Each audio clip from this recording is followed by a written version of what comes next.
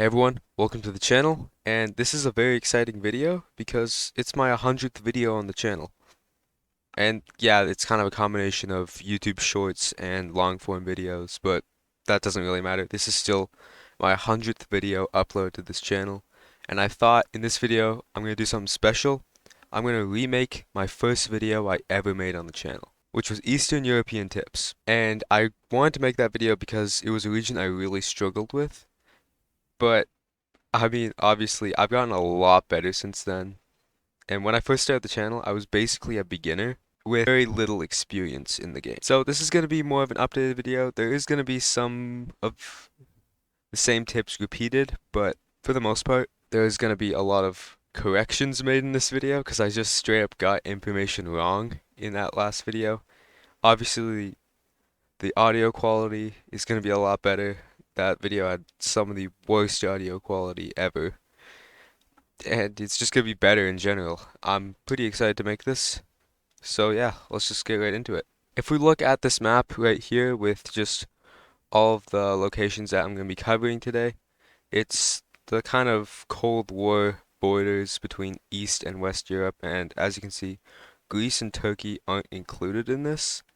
And that's just because they're kind of their own thing. It's like Southern Europe. Starting off with the most well-known East European country, that is Russia.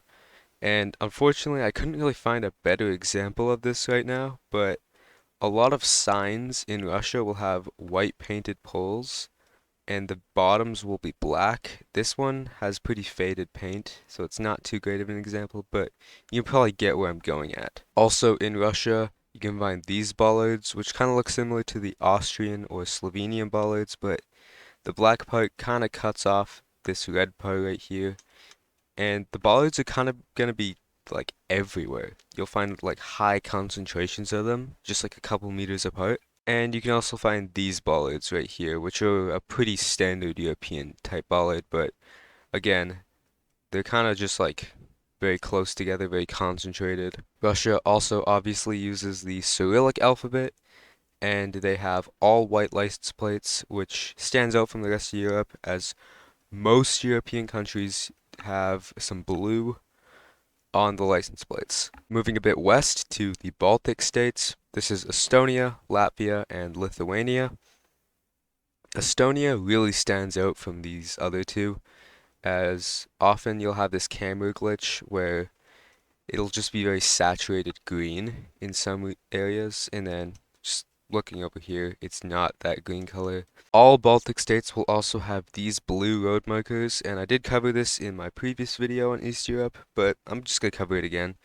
But each of these road markers is unique. So with Estonia, it'll be double-sided and facing towards the road this way. And lastly, Estonian is in the same language group as Finnish and Hungarian, so it'll share more similarities to those two languages just based off of like the accents in the words and some of the letters as well. Speaking of Latvia, if we just move a bit south of Estonia, we get there. And Latvia also has these blue road markers, but as you can see, it's one-sided and it faces the opposite direction of the road as Estonia does. It's also pretty common in Latvia to find these wire hooks on the poles. And finally, Latvia will have these yellow bollards, which are actually the same ones you can find in Spain, which is pretty interesting. They aren't the only bollards you'll find in Latvia. You can also find the same ones, but they'll be white. But obviously, this is quite a different landscape than Spain. Moving on to our final Baltic state, we have Lithuania. And once again, Lithuania has these blue road markers, but this one's pretty unique. It's on an angle and displays two different numbers. Lithuania will also have its own unique bollards. They look similar to the ones you might find in Lithuania, but they'll be orange instead. And these are 100% unique to Lithuania. Finally, Lithuania will often have these A-frame poles, but they're going to be different than the ones you'll find in Poland, as the poles are completely solid concrete. You can also find these in Latvia, but I find they're more common in Lithuania. Moving south to Lithuania's neighbor, which is Poland. Poland has unique bollards. They look like this, and I like to imagine it like the Polish flag at the very top with the red at the bottom, and the white at the top, and it's kind of on an angle. Similar to Lithuania, it's quite common in Poland to find these ladder poles, but if you look closely, you can also be holy poles, similar to ones you'll find in Hungary and Romania, but we'll get to that later in the video. And some signs to look out for in Poland.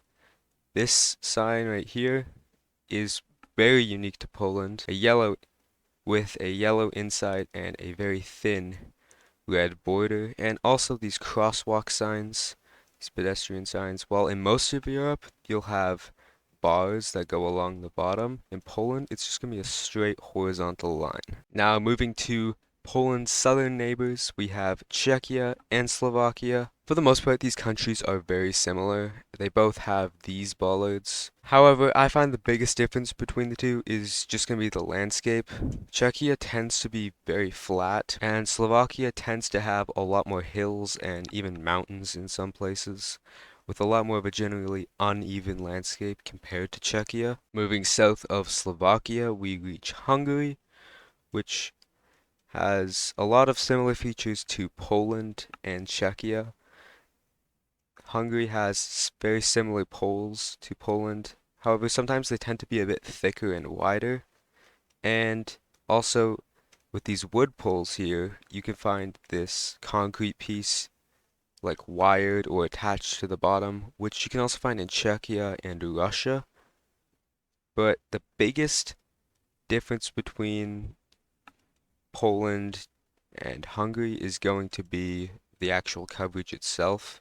For the Gen 3 coverage in Hungary, it tends to be pretty gloomy and gray, and this is because a lot of the Gen 3 coverage for Hungary was taken during the winter time or the fall, where there's just not a lot of sunlight and a lot of trees have lost their leaves already. Now, if we just go east of Hungary, we reach Ukraine. Now, if you're newer to the game, or even a more intermediate player, telling the difference between Russia and Ukraine can be very difficult, as they both have very similar landscapes, very similar architectures, and both use the Cyrillic alphabet. But one of the biggest differences between Russia and Ukraine is going to be the Google car. Often in Ukraine, you'll have a slightly visible red Google car, whereas in Russia, it can be mostly black or sometimes white in some areas, but in Ukraine, the car will be red. But if you get an example like this, where there's no visible Google car, then your best bet is going to be the license plates. And if you look very closely, you can see that there's a Ukrainian flag on the license plate. It's pretty faint and often doesn't show up through the blur, but this is a good example with just the light blue at the top and the yellow at the bottom. That's how you tell it's Ukraine. Now we've reached everyone's favorite region of Europe, the Balkans. Starting off with Slovenia. Slovenia is very different compared to the rest of Eastern Europe in a lot of ways. The architecture will be more similar to Switzerland or Austria with these style houses compared to the more communist block apartments. And another similarity that Slovenia has with Austria is the bollards. While Austrian bollards are slightly different with a little piece at the top up here, they both have these black tops with these red inner pieces. Of course, sometimes it does switch out. You can find just straight up Austrian bollards in Slovenia, but another great way to tell that you're in Slovenia, and I actually learned this really recently, is the signs in Slovenia are often yellow, whereas in countries like Austria and Croatia that look very similar in terms of landscape, they won't have these bright yellow signs. Speaking of Croatia, Croatia actually recently got updated Google coverage for the first time in 10 years. So there's been a lot of changes, but there's still a lot of old coverage that still remains in Croatia. But in a lot of places in Croatia, especially rural areas, you can still find the old Gen 3 coverage.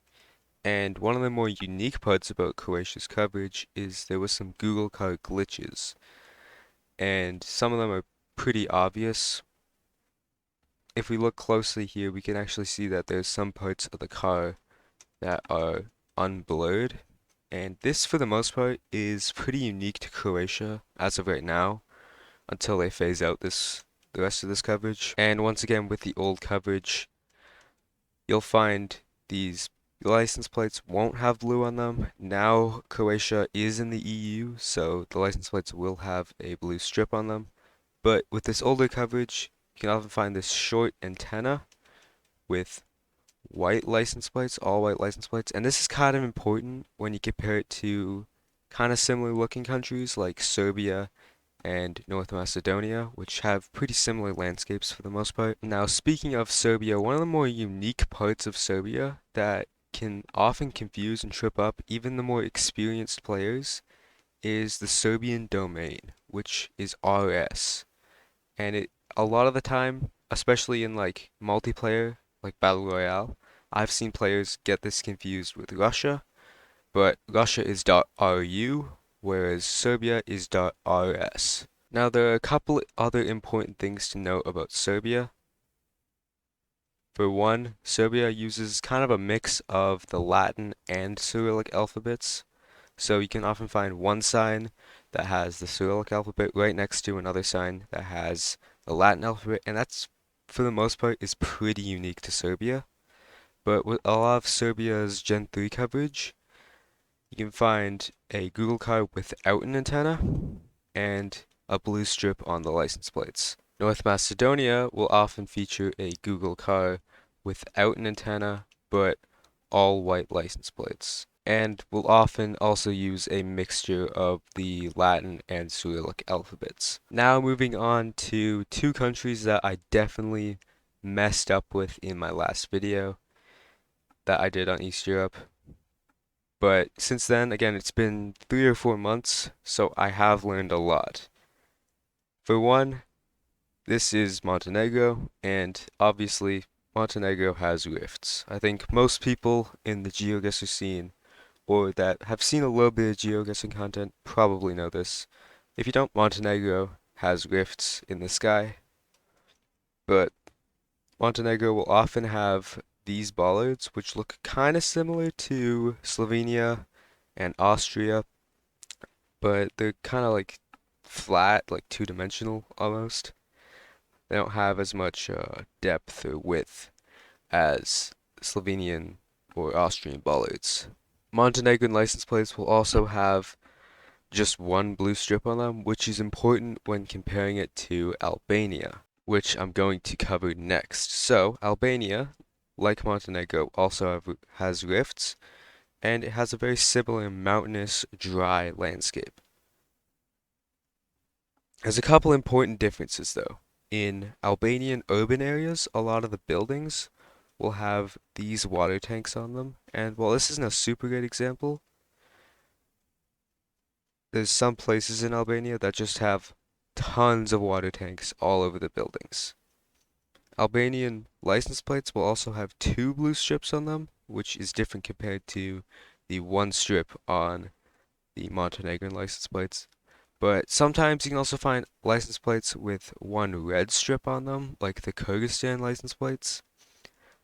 Those, I believe, are mostly phased out, but you can still find them. Moving east to our second last country in this video, we have Bulgaria. And Bulgaria, there's basically two things you need to know. For one, a lot of the Gen 3 coverage in Bulgaria was taken during the winter, so you'll often find snow or just a really overcast, kind of gloomy looking environment similar to that of Hungary's Gen 3 coverage. Also exclusively uses the Cyrillic alphabet. It's actually where the Cyrillic alphabet was invented. And finally, speaking of Romania, we've reached our last country in this video. There's really two tips that I have to identify Romania, as it's a pretty easy country to recognize. For one, like Poland and Hungary, it also uses holy poles.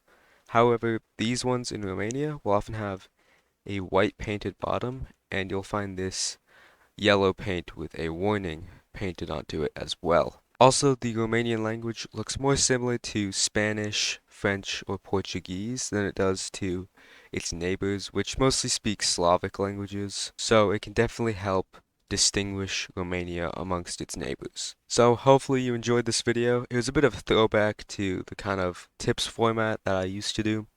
If you want to see more stuff like this, I do want to do it, but it takes a bit of time to set up. So that's why I've been doing less and less of them. Thank you all for watching. Thank you for watching over the last couple months, tuning into the channel. It's helped a lot. The channel's grown so much, and I can't thank you guys enough for supporting the channel. If you're new, subscribe, and I'll see you in the next one.